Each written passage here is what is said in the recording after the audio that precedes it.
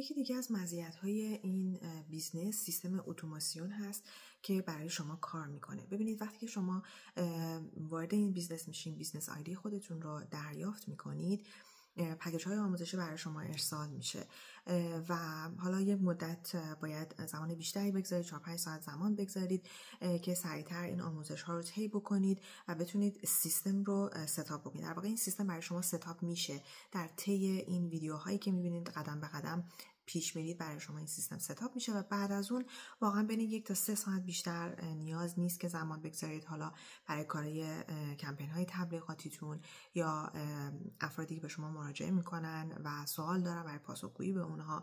بقیه کارها کاملا به صورت اتوماتیک از طریق این سیستم اتوماسیون انجام میشه. ایمیل ها به صورت اتوماتیک برای شما فرستاده میشه. در نتیجه واقعا شما نیازی نیست که زمان خیلی زیادی بگذارید. یک روزی هست که حوصله کار کردن ندارید، خدای نکرده مریض هستید یا دوست دارید سفر کنید یا اعضای خانواده‌تون، فرزندتون نیاز به توجه و مراقبت بیشتری داره اون روز. در نتیجه این سیستم به شما کمک میکنه که بدون اینکه نیاز باشه که فیزیکلی درگیر باشید، ذهنی درگیر باشید و اون روز کار بکنید، این سیستم به صورت اتوماتیک برای شما این کار رو انجام میده و این یکی از مزیت‌های عالی این بیزنس هست.